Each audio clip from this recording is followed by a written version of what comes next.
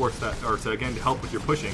Those are expensive items, and you need to be able to support that by not dying so often. So definitely, really analyze that risk. And I mean, you can be aggressive as a Furion player, but still not be stupid and play defensively. You know, it's obvious at some points that you don't want to make certain things happen. So the same thing goes with when I'm summoning my my Forces of Nature Treants. I'll normally push with them while I'm not in the lane. I'll just summon them real quick and then TP to another lane, kind of push 2 lanes at once, or I'll creep with them while I'm pushing, or I'll push while I'm creeping, you know, whatever obvious thing I can do. But if it looks like my Treants are going to die due to the enemies, and give them experience and give them gold from killing them, they do get gold and they do get experience for killing your Treants, and they're summonable things that you're making a lot of during the course of a game.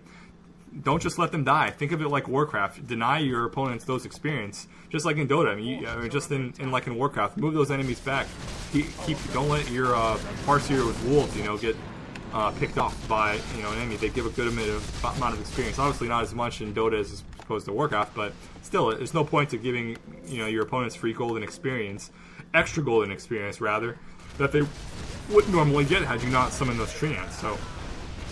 The only thing we haven't really gone over during this whole course of me talking is the way Wrath of Nature works. And again, something I go over to more in detail in that text document that I'm including in this audio commentary file, but in the zip file.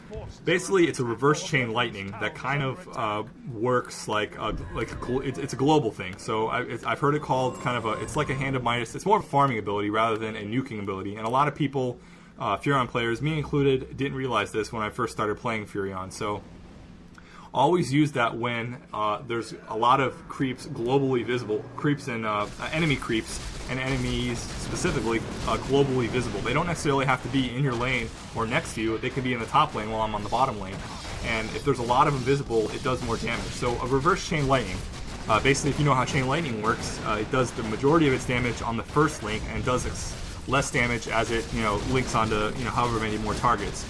Now, since this is a global thing, depending on however many creeps are visible and our enemies are visible on the map itself globally, the first links of this chain do less damage. They do the least amount of damage. So you never want to target a hero with like an enemy hero with the first cast of your Wrath of Nature.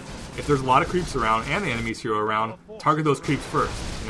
Even if there's not a lot of creeps around and it's just that enemy hero, go target to somewhere where there's a lot of creeps and target those creep waves, because chances are that next wave, the next higher waves of that are going to hit, as long as it's still globally visible on the map, they're going to be able to hit him and do the majority of the damage. So it does more damage towards the end of the links, obviously not as the other one. So hope that made sense. If not, it's something I go into more detail about in the text document. It's a little bit easier to write about it than to talk about it. But think of it as a reverse chain lightning and use it on creeps, not on heroes. Unless obviously all 5 heroes were around, then that might be okay because there's going to be linking a whole bunch of heroes together.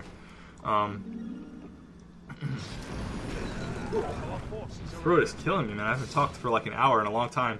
I want to actually first apologize that it's been a long time since we've had a good steady flow of audio commentaries on the site.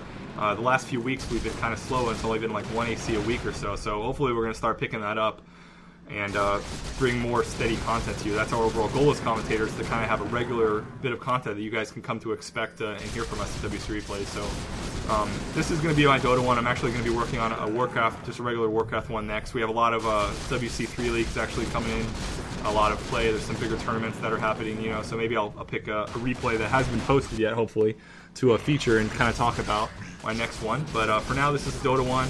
If you guys have any suggestions on other heroes you maybe want to see a Dota guide on, or any suggestions on how you think I should be doing Dota audio commentaries and guides, definitely give them to me. I'm here for you and I want to listen to your guys' comments and criticisms.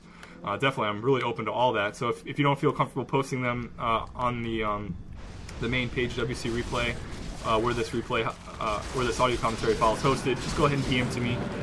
PM them to me. I'm at SYFShark at WCReplays.com. You can PM me on the forums, or if that doesn't work, you can email me at Systemshark at excite.com. That'll work for you. And again, if you guys have any Dota replays or Warcraft replays that you want me to critique, or that you think might make a really good audio commentary, I still love doing my my kind of average Joe audio commentary series. So go ahead and send those to me as well. I know I've been talking kind of about a lot of stuff happening and not really focusing on the replay itself, but the replay is still going on right now, and there's a lot of jumps happening. I mean, really, after you watch so many replays, and if you go through more than, I mean, we've gone through 3 replays, if you've gone through all 3 of them, and you haven't, you know, gone to sleep or gone insane yet, you know, congratulations. Listen to this whole audio commentary and listen to 3 DoTA replays at once. That's got to be a first in DoTA history, and definitely a first in WC replays history, is to feature 3 DoTA replays in 1 audio commentary.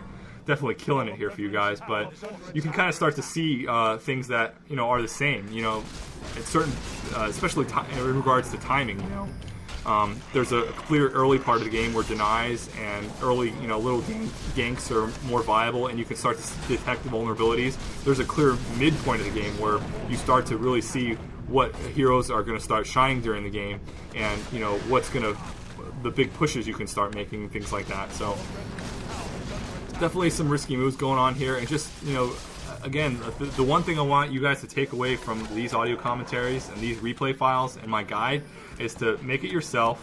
You know, just kind of eyeball what works well for you. Don't copy me in particular, and also, you know, keep an open mind and see things from your opponent's field of view more than your own. You know, really broaden your perspective. Don't just look at your screen. There's a lot of stuff going on in that mini map during that, you know, the first 10 minutes, the first 30 minutes, and then for the majority of the game. Watch your allies' pings, you know.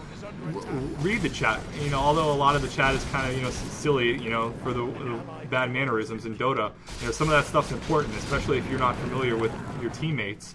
You know, you want to be able to watch who can, you know, who's, you know, the better teammate to work with, you know, who can you depend on and things like that. So just be aware.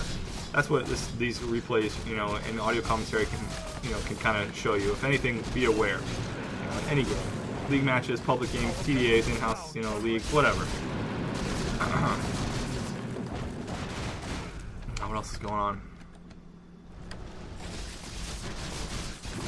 So we end up losing this game, as I said before. I believe this is one of the games I lose, but I do end up getting a lot of my late game items. So right now I have a level 3 Necromonicon, I have my Vladimir's offering, which really helps me, I think, for pushing. But that's an item I've kind of stopped getting. This is kind of one of my older games, and I kind of stopped getting the Vladimir's offering, and I ended up just selling my Ring of Bossos instead of turning it into anything later game. I do end up getting my Mana Style, so I ended up getting that a little bit early. Had I kept the Diffusal, it might have been easier to start chasing some people. Ideally, you would want to use all the charges on your Diffusal and then turn it into a Mana Style, but, you know, there's a lot of charges on Diffusal, so unless you're a really, really active ganker, it's kind of hard to do that. So here you're going to see me doing another dodge for Hook. Boom, and I make a little comment here saying Hook Dodger, I think, since 01. Yeah, it's a good comment there at the end. I'm going to go ahead and just speed through the rest of this replay, or just spin it off to the end. Again, we're going to end up losing. They're going to make some pretty big pushes here at the end.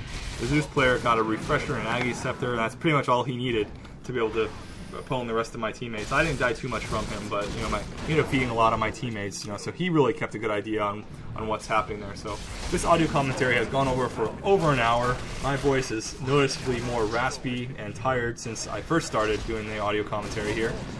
Whew, and I'm out of breath, so I appreciate you guys listening to my audio commentary. Alright guys, I'll talk to you later. Thanks for listening to my audio commentary. Laters. Bye.